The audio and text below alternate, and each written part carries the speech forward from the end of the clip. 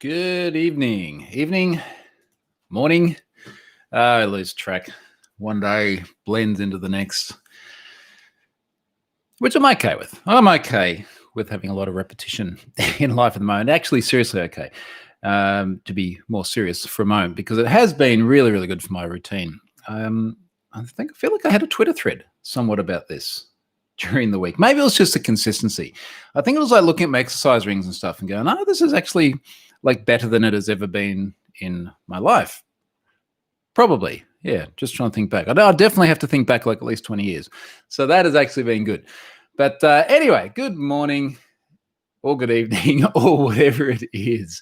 So let me have a little chat about some of the things that are going to be on the show today. And I am rushing a little bit as well, actually, because it's the start of school holidays. And that does mean things do get a little bit. I have less time, put it that way, less time to do things. So I've literally been riding backwards and forwards. I'm about, if I ride, it's about 7 or 8 minutes.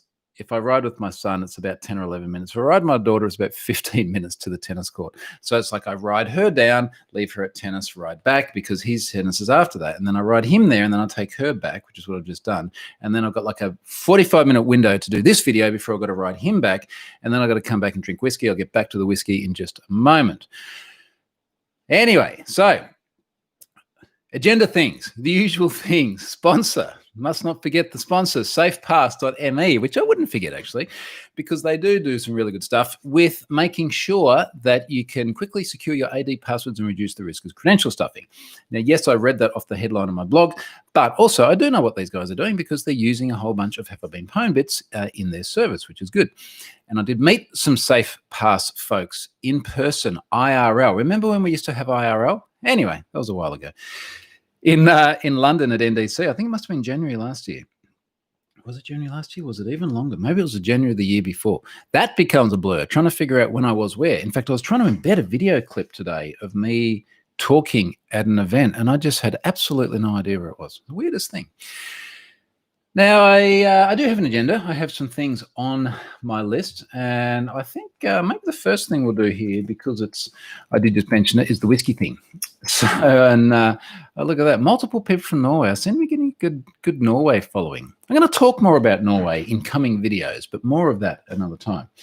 The whiskey thing. So, as I reach down and grab my box of whiskey to explain what this is. So, you know how we can't go anywhere anymore. So there are no more conferences in person. And I am speaking at a lot of conferences. And when I say speaking at a lot of conferences, it's online at a lot of conferences.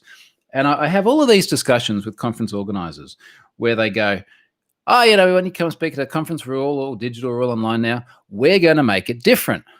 And I was just keep going, oh, yeah, okay. All right, I'll go get you. You're doing your best. They're difficult circumstances. But at the end of the day, it's just like every other conference. Until I got all of this whiskey today. So this is for an event tonight. I'm not sure if they've publicly talking about the fact that they're doing whiskey. But anyway, it's on the Aussie time zone, which is good. It is an event in Australia. And it is an event that I've gone to multiple years beforehand and done whiskey tasting in person. And it's actually kind of cool, because they will have, like, in the past, they had a proper Scottish person, which I don't know if that's a prerequisite to do whiskey tasting or not, which has been really good. And this he's been a very charismatic guy, and he sort of goes up there and he sort of explains the whiskeys, and they would have some nice whiskeys out on a table. And it's a big networking thing as well. You chat to a bunch of people. There's some people there who don't like whiskey and they don't drink it. They drink beer or they drink tea, or I don't care. It doesn't matter. It's a social thing. But anyway, so what they've done is they've sent out these little bottles of, Glenfiddich, 18 years old. Now, how big is one of these bottles? I don't know. Let's call it 50 mil, something like that. It's probably about one shot in each, which is fine for whiskey tasting. They've got a little pipette here if you want to drop a couple of drops of water in there, which is nice. And then they've got a little whiskey tasting glass, which I probably should be washing, shouldn't I, before I use it, like so, which is really, really neat. Now, they say you're not meant to drink these beforehand, which which I won't, but they didn't say you can't smell them beforehand. Keep in mind, I've got to ride my bike back and get my son yet. So, ooh, oh, that's nice. Oh, they are 25 mil, 4 25 mil single malt whiskies. These whiskies have been specially selected from the Glenfiddich and the Belveni distilleries. As tempting as it is, please don't drink them before the tasting. This way we can all share in the experience together online. Anyway, I reckon this is a great idea.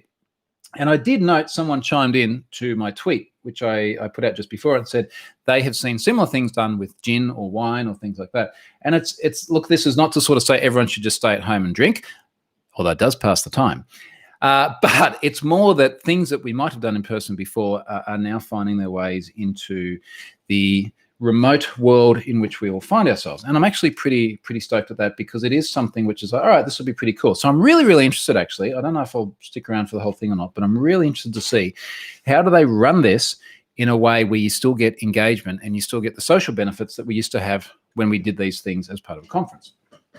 So we shall see how that works out. Oh, look at this. Tom Underhill doing an NZ Beer Festival online in a few months. Be interesting.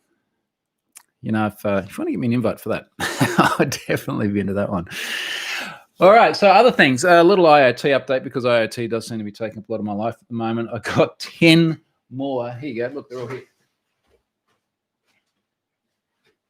10 more Shelleys the other day. So remember, the Shelleys are the little IoT relays. There's 5 per hand just there.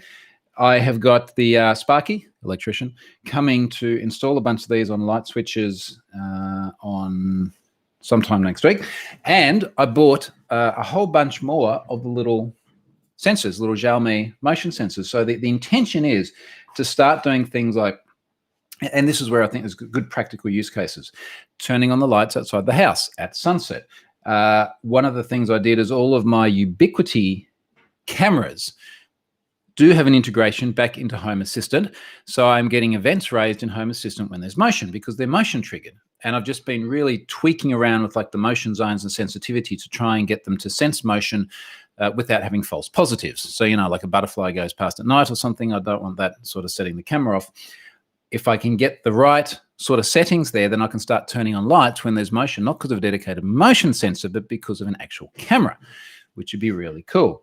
So I've got a lot more stuff there. In fact, when these go in next week, this will finish the major bits of my revised entertainment room. And at some point in time, I will do a video from there, because it's freaking epic.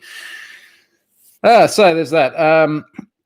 Who are you going to for your Shelleys, says Ian. So I'm going to a website called Oz something. If I start typing, it'll autocomplete. ozsmartthings.com.au. So obviously that's an Australian site. They're about, I think they're about $29 each or something to that effect there. Last week, I think it was, I was talking about trying to find downlights. So these are like the 90 mil ones that go in the roof, which are actually nice. I have had loads and loads of failures with that. And I've eventually come to the realization that there's like tiers of professionalism with lights. So when you walk into Beacon Lighting, which is a pretty mainstream store here, you get very, very mainstream lighting, which is, yeah, the light comes on, but they're not particularly great beyond that. But they're like $30 or something for a downlight. And then someone got in touch with me and he said, try the Bright Green light. So there's a brand called Bright Green. And he'd recently put a bunch of them in his house, and they're like $80 or something each, which is pricey, but they're a big part of your house. So I had a bit of a look at those, and then one thing led to another, and there was a painter here doing some stuff, and he showed me a photo of someone which looked epic. So I've now actually got someone coming into the house to give us a few to try, and to, you know, someone who actually knows what they're doing, to try and find something that works well. So we're sort of having to go to the next tier of lighting people to hopefully get that right. And then, of course, the Shelleys will sit behind it. One problem I have noticed, which may be Shelley related, is I have Philips Hue behind a great big mirror I just got put in. And there's a 2-meter Philips Hue light strip and then 8 extensions. So it's about 10 meters. It's a freaking big mirror. Behind there, it lights it up, looks epic. And then there's a Shelley relay that turns it on or off, because I want the light switch on the wall to work as well. So I could do it all digitally, of course, because it's Philips Hue, but I want the switch on the wall to work. Now, what I've noticed is that every now and then that light goes off, the Philips Hue goes off briefly. But then looking at the wall where there's an LED on the switch, because it's one of these switches that lights up when it's got power, I notice that switch goes off as well. So I don't think it's the hue. I have a feeling it might be one of these. So I've got to go through, look at the logs and see if I can see the Shelly dying or anything like that. So a little bit of troubleshooting there to do with the lights. Garfield Cult, how many hours do you think you've streamed yourself? No idea. I think if you look at YouTube, it can tell you the total number of hours of content. So maybe that'll tell you. All right, moving on. I had a really interesting Twitter exchange during the week, and it was a polite exchange, but it just made me think about something that has been happening a bit, and I'm trying not to get myself into more trouble here. But they DM'd me and said, I noticed that you follow this person. You should unfollow them because of their views. Now, this is, and I don't want to sort of give away who it is because I don't want to draw attention to the issue, but this is someone who is prominent in tech communities. They had a view which is, and to be honest, I barely even looked at the view. I just know them for their tech history. But they had a view which is, let's just say it's polarizing. As far as I could see, their language was reasonably professional and polite, but their view was probably not really consistent with my view and not consistent with a lot of others, but then consistent with many. You know what I mean? It's like one of these things on the fence. So think about all the things in life where you can have very strongly held views either way. That's everything from politics to religion to sexuality to race to, I don't know, there's probably other things in your part of the world which are very polarizing. But anyway, what I found interesting about it was for someone to reach out to me and say, I'm contacting you because I have seen you follow this person. And I had the sense that they were going through, and I've seen this happen before, going through looking at all these other people that follow this person who has a view that is not consistent with their own, and effectively saying you should stop following this person because of this view. And it worries me greatly because it's a little bit of this sort of cancel cultural thing, cancel culture. Say that quickly after the whiskeys, where there's a desire to try and cause harm to someone. And that's the only reasonable way I think we can put it. Cause harm to someone, reduce their following, reduce their influence because you're not cool with their views. Now, to be clear, there's a spectrum here. And there are people I've unfollowed before, not at all due to their technology. You know, it's not like, well, they're just really into Java and I don't like Java. And it's not that I don't like Java, don't get me wrong, but just hypothetically. But because they've gone totally off the deep end on one of the previous topics I've mentioned. And there is a point where that happens, but you got to get well along this spectrum, in my view. So I just feel really uncomfortable with the idea of people reaching out, trying to influence others to not follow someone because they don't like their views. There's just something there that sits really, really uncomfortably with me. Someone says, please draw attention so I can follow them. Look, it's someone who many, many people here know. And I have seen some controversy involving this individual in the past. And it's again, it's not one of these things which is outright recalcitrant. And that makes it very, very difficult because, you know, like you'll be reading someone, and I'm sure sometimes people read my tweets. Sometimes people read my tweets and they're like, how on earth can you buy an internal combustion engine car? I'm really unhappy with the fact that you don't have a Tesla. It's like, but I like V8s, things like this. I'm sure there's people who look at me sometimes and are not happy with that. And there's a really, really easy way of fixing that. You unfollow the person whose views you don't agree with, but you don't run around and tell everyone else to unfollow them as well because their views don't align with your own. Anyway, just looking at some of the comments here. So Burton, your lighting sounds awesome. I'll tell you what is going to be awesome if I get these ones which the guy next week is going to come in and show me. They're like a recessed 90mm downlight, nothing new there. A white bezel. I never thought it'd be so much into lights, but then it's got like a black grate inside it, or a black mesh. Now that diffuses the light a bunch, but it also just kind of looks cool. Like you look up at the ceiling, and in a way I'm happy for lights to disappear, but in another way I'm happy for them to be a bit of a feature as well.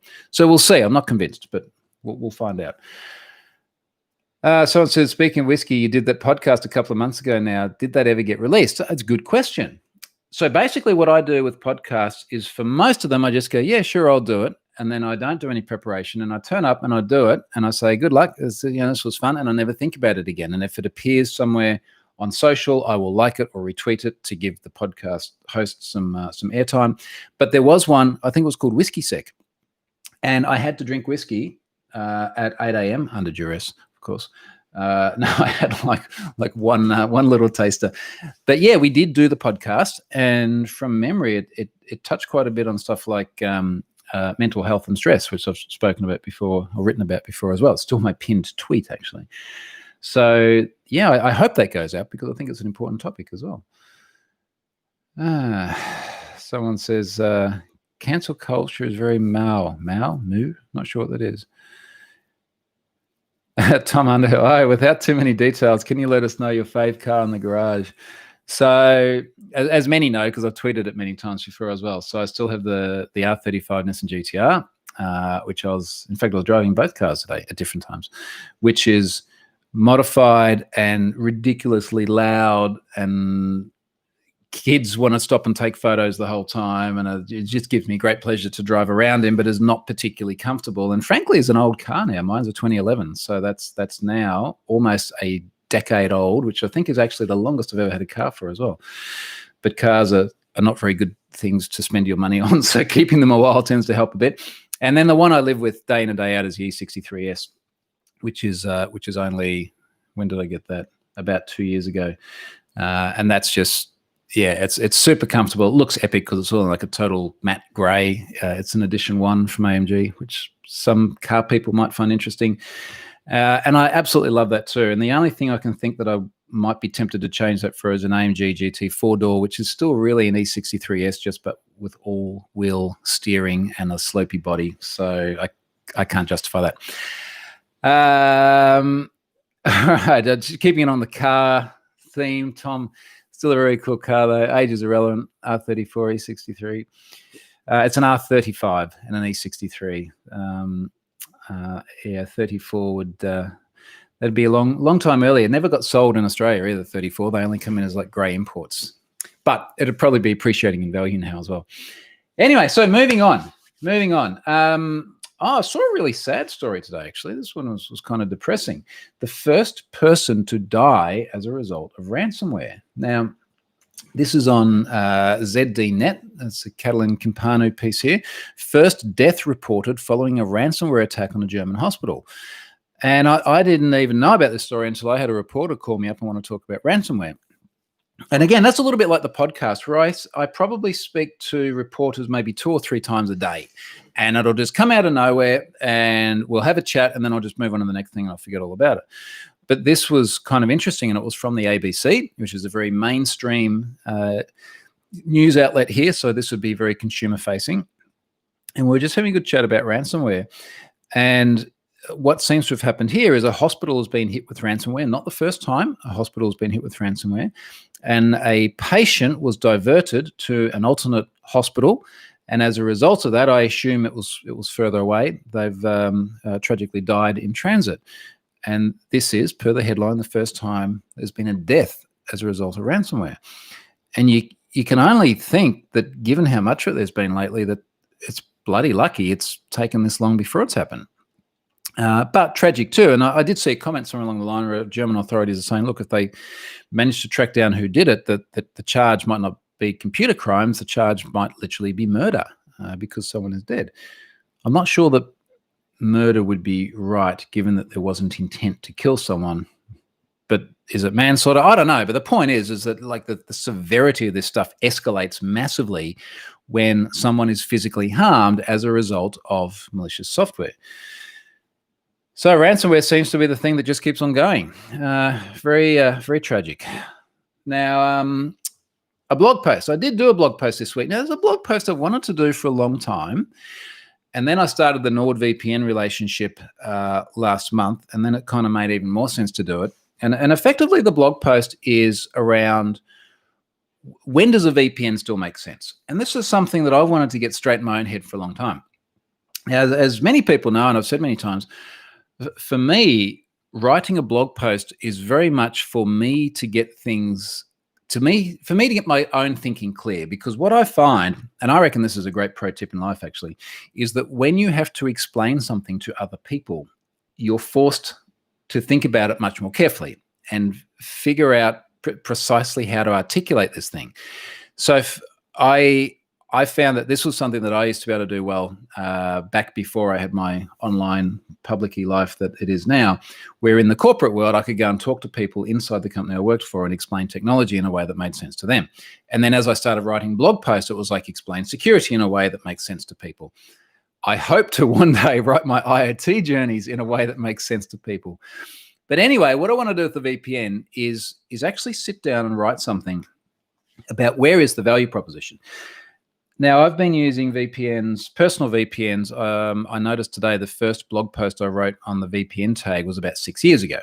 And in fact, at the time, I was using one when I was traveling to China because there's not a lot you can do in China without a VPN. And then what's happened over the years is that the web has become more and more encrypted by default, which is great. Like, we want to encrypt all of the things all the time. I'm a massive proponent of Let's Encrypt, a massive proponent of Cloudflare. And they've done miraculous things to encryption on the web. We are now tracking at somewhere like 84% based on Mozilla telemetry of all web requests being sent over HTTPS. Bloody good job. Scott Helm's stats on the top 1 million websites that automatically redirect to HTTPS is well over 50%. Now, there's a discrepancy in those numbers because a huge amount of the internet's traffic is orientated towards the very biggest websites in the world that do HTTPS all the time. And then you've got this long tail of the top million. And as you go further down the order of the top million, there's less and less websites that do HTTPS. So it's like, okay, we've got all this HTTPS, like, what's the value proposition? Because if you go to your bank, it's just going to be secure, right? Like, your credit cards will be protected. And then when you log on and you get your bank details, you know, there's not going to be anyone intercepting it. So what is actually left? And I had a good chat to Nord about it as well, because part of my role with them is to try and, let's call it truth in marketing, all right? Like, try and actually get factual information in front of people and avoid the hyperbole that many VPN providers have been subject to in the past. So I wanted to try and cut through that. Now, and I'm going to come back to the comments. I see some coming in there as well. By accident, I ended up realizing that I could break it down into 3 Ps: padlocks, phishing, and privacy. And HTTPS was one of the ones that sort of got me. And I'm such a proponent of HTTPS, and I love it so much. But when you look at how many gaps there still are, even today, it's kind of crazy. Now, I'll give you a few examples with this. So I picked one of our big 4 banks here, ANZ. Now, ANZ, you go to anz.com.au, you type it into your browser is going to default to HTTP because this is what all the browsers do. The request will go to anz.com.au and they will respond with, what did they respond with here? Let's have a quick look. HTTP 301, which is a permanent redirect, which is good. And it redirects to an HTTPS address. Now, they then do another 301, also over HTTPS, to a /personal path, which frankly is kind of stupid. Like, why don't you just do the one redirect? But anyway, as far as security goes, the risk is still the first request. So you've got to make one good request, because when you go anz.com.au and it goes over HTTP, that is a request that can be intercepted. So when we're talking about, we have all of this HTTPS because primarily we're worried about someone getting in the middle of the traffic. Well, what about the first request? Like, the first one has to get through. So when we start talking about value propositions of VPNs, if we're worried about interception, and again, the main reason we have HTTPS is because we're worried about interception, then that is a good use case. What about the first request? Now, you might be thinking, yes, but HSTS, so HTTP Strict Transport Security, is the technology that we have to fix this problem. And it works by returning a browser response header, which says for this many seconds from now, the max age, the browser may not make another insecure request. So if you go back to ANZ, which does have HSTS, then you can only go securely, which is great. I think they have HSTS, actually. I have to check. Anyway, for the sites that do, and many of them do, then that's great because the subsequent requests have to be secure. But then we still have this tofu problem, the trust on first use. You've got to be able to make the first request securely, otherwise the subsequent ones can't get through. And then I sort of started picking away at it a bit more. And in fact, I pinged Scott and I said, mate, incidentally, when you do your top million crawl every night, you report on how many websites are using HSTS. Now it's 11%.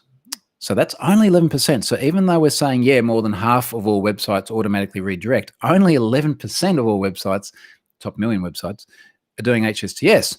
And I said, mate, how many of them are actually preloading? And it's 2.3%. So 2.3% of all websites are preloading into the browser, which means that they are baked into the binaries of your browser so that even if you have never been to, for argument's sake, troyhuntsucks.com, true site, preloaded, it's in your browser. If you've never been there before, you can only go there securely. Now, I can do that with a stupid little jokey site like that. For some reason, the bank can't do it. So we still have that risk. Then, of course, there's situations like, what about the mobile app? Do we trust the mobile app? Well, there's no padlock. We can't see the padlock. Now, it should be HTTPS, and both Google and Apple have been pushing very, very hard to make sure people do HTTPS on all of their app things. But as I said here, and this might have actually been the first time I publicly disclosed it, I did disclose to ANZ several years ago now that they weren't validating their certificate. So their mobile app literally had certificate validation turned off. Now, you have no visual representation of that in a mobile app.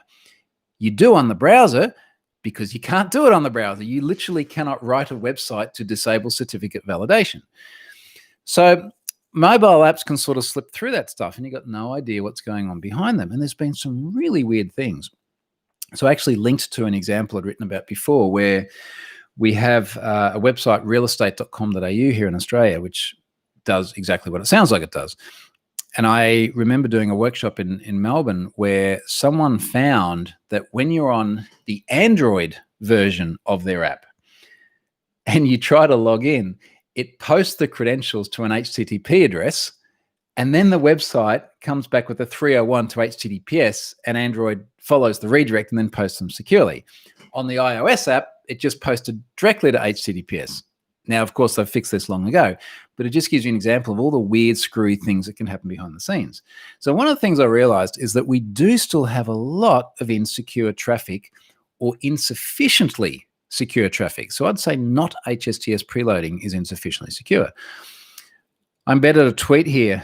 I think I mentioned this in my weekly update last week from Neve. Neve, we're not a bank. We provide the highly secure app to rule them all.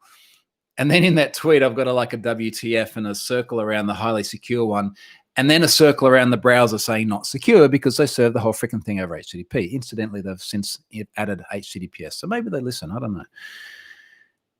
So we've still got gaps in these places. BOM, Bureau of Meteorology in Australia, still served over HTTP.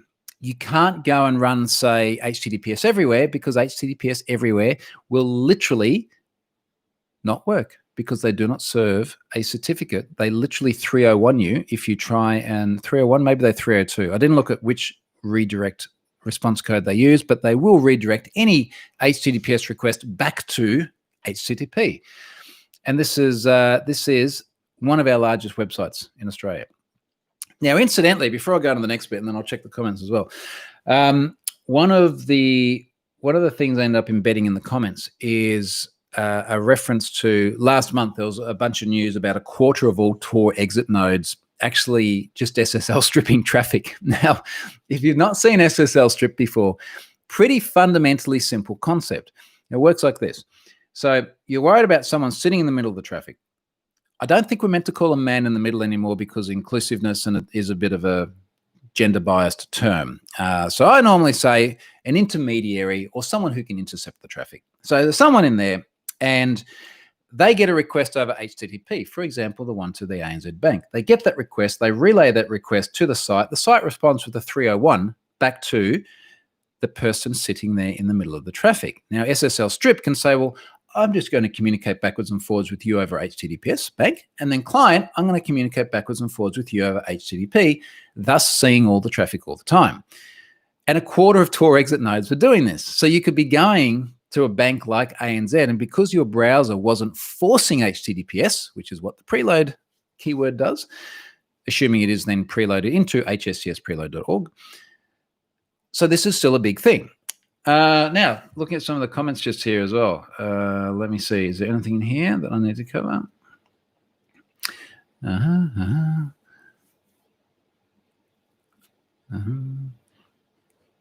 Have you reached out to Australian Weather Service? Question from Burton. So, Burton, I'm sure that BOM is aware. And for anyone that hasn't seen this before, if you go to whynohttps.com, why is in WHY, nohttps.com. This is the site that Scott and I put together, uses a lot of his nightly crawl data. Last updated in Jan. I probably need to update it again. But you can see country by country, the largest websites that aren't automatically redirecting. And in Australia, that's bom.gov.au, the 4,977th largest website in the world. I'm not including blogspot.com.au because Blogspot is basically just Google, isn't it? If we go to there, actually, it doesn't even load. So that's probably not a good example to use, but it does actually come up over HTTP. And for some reason, the list Scott's used has just ranked this really, really highly. I did see someone recently mention, this is just to your point, Burton, mention that BOM had put out a tender for a whole bunch of work to be done, and they were like, hey, maybe this will be the time that they go HTTPS. I don't know. We'll have to wait and see that. Weirdly Random says, BOM over HTTP is a lifesaver at work when it comes to forcing a proxy prompt. So I think what you're saying there is that when you need to get a prompt, i.e. to authenticate to a captive portal or something to someone else's Wi-Fi, BOM is useful because you can go to BOM over HTTP and it can be intercepted. Little trick here. Go to neverssl.com and it is neverssl. So I've used that for ages as a way of getting that sort of captive portal prompt to not have to use an SSL connection. Okay. All right. Now, moving on through this list of things. So the second point here, so the first point was the padlocks. That's the first piece. Second point here was privacy. And I've embedded a tweet from Scott Hanselman here. It's actually from 2012. And he says, HTTPS and SSL doesn't mean trust this. It means this is private. You may be having a private conversation with Satan. And as I said here, this tweet has aged really well because what Scott said is totally spot on. It's the other Scott. I knew the other Scott was going to come in and mention that you had an HTTP thing. And I knew it was there and I couldn't remember the name of it. And I was thinking as I read this, shit, I hope Scott doesn't hear. Anyway, on the other Scott, the Hanselman one. So what Hanselman said is very, very true here, which is that just because you have an HTTPS connection doesn't mean that you can trust who you're connected to. And in fact, since Scott Helm is here, Scott, you can use the exact wording, but somewhere in those baseline requirements for CAs, there is very specifically a phrase there around certificates and HTTPS not meaning trust. So it does not mean you can trust the thing. It just means that someone can't get in the middle and eavesdrop or modify traffic. So looking at things like phishing sites, and I've put an example in here where I did literally hit a phishing site accidentally earlier this week. And it was one of those really nasty Windows, your computer has a virus one. And it had super freaky audio on it as well. And I went there literally by following a Google alert. So, Google sent me a link. It went through multiple redirects and then popped this thing up. But look, as it sort of relates to VPNs, if we think of VPNs just as encrypting traffic, we are missing part of the value proposition. And that part of the value proposition is that they do have the ability to look at the host names that you're connecting to and to kill the connection. And when I turned on CyberSec in NordVPN, and I'm just thinking, I said cyber, do I have to drink whiskey or something? If only I had whiskey sitting here on the floor. Anyway, they call it CyberSec. It's effectively DNS black holing for known bad domains. And it does a similar thing to what we might do with the Pi hole. And if you're the sort of person that wants to run a Raspberry Pi in your home, as I am and as Scott is as well, then that is great. But when I sort of apply the my mum and dad kind of test to this, well, they're never going to do that. So having a VPN, which is a pretty mainstream app, the download from the App Store, install it, and then toggle on a button that starts black holing known bad domains is great. And as soon as I turn that on, the link that I just clicked on the phishing site I went to was now no longer reachable. I'm literally getting error connection refused here. So it just black holed the DNS, nothing went through. So I think a good way to think about a part of the value proposition of VPNs is not just encrypting the traffic, but also being able to say, look, we know there's a bunch of stuff out there that's bad. We're simply not going to let you see the bad stuff. So that was good. Excuse me. And that was interesting too, because they blocked that when the Pi-hole had still not added that domain to its list of known bad sites. So there is that. So that was the second P. That was around phishing.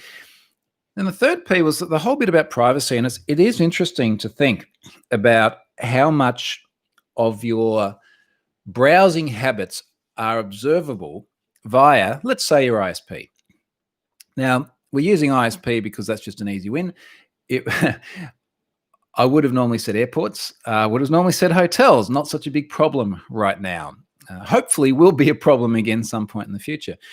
But we sort of come back to anyone who's sitting in the middle of the traffic. Now, when we think about DNS, DNS queries are observable. Yes, there's DNS over HTTPS or DNS over TLS as well. Very, very low rates of traction at the moment.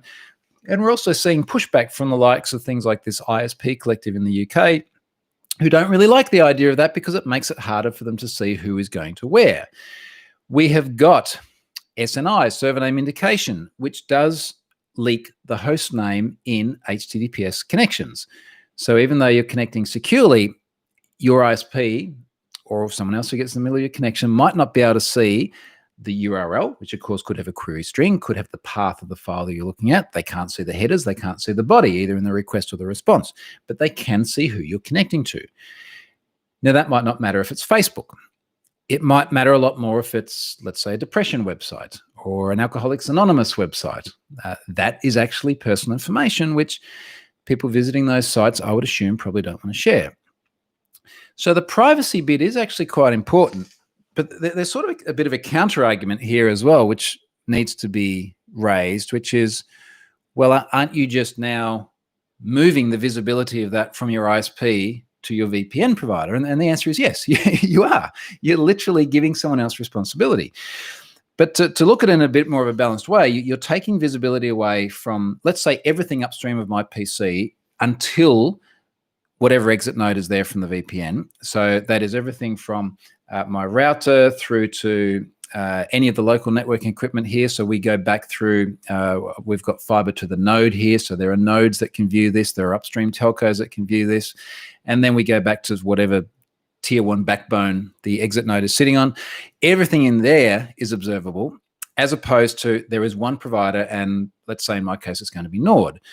Now, even if we say it was just either Telstra, I use Telstra on my mobile phone. For the Australians, I use Aussie Broadband for my broadband, and they're freaking excellent. So Aussie Broadband or NBN versus Nord, well, like Nord's entire purpose, and it's the same for other good VPN providers, entire purpose is to provide privacy to people using the service. They've put a lot of effort into getting audits around things like making sure they don't keep logs. Like their entire business model is, how do we keep things private? Telstra's business model, I won't delve into here because most people are not very fond of Telstra. But anyway, the point is that there are very, very different priorities. And the priorities of a VPN provider are first and foremost around privacy. There's a bit here on ESNI as well. So ESNI is encrypted. SNI, which would not leak those host names, we're a long way from getting traction on that. It is configurable in Tor. Not Tor. Probably isn't Tor. I don't know. Well, that probably wouldn't be within Tor. You'd be dependent on the exit nodes. What I meant to say is it's configurable in Firefox. You can only turn it on in Firefox if you're already using DOH as well, DNS or HTTPS. It's not on by default. It's not supported in Chrome. There's a whole bunch of other issues to get over before we get any traction on that. So we're way off that too. And then, of course, we slip down the whole slippery slope of, well, now we're going to have more issues with law enforcement not being happy because there's all this extra traffic and they can't see. A whole other bunch of stories. Anyway, the point is that privacy is still a massive thing. And even, I've got an example in here. If you go to CNN.com, the number of different trackers and other services sitting on there wanting to see who is going where so that they can join things up and monetize your data for optimized experiences. So there are a whole bunch of places where we still have gaps. We either have gaps in security, such as lack of HTTPS, or we have gaps in privacy, or we have gaps around the whole phishing bit. Now, I want to come back and raise something else tonight because it came up a few times, but I'm just checking my comments just here to see if there's anything that I can actually respond to in an authoritative fashion.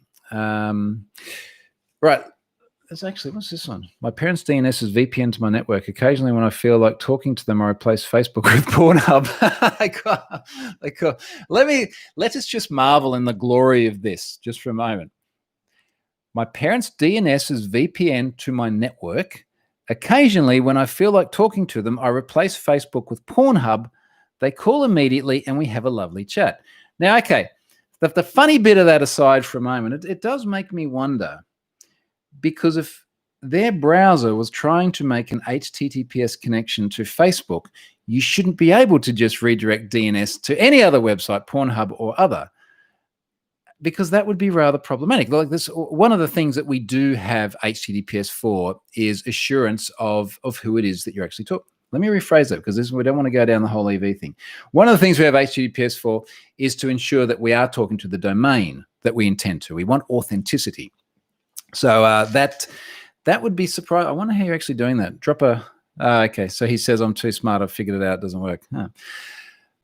Ben, oh, nice to see Ben. Ben and I have had many beers in Belgium before when we used to travel.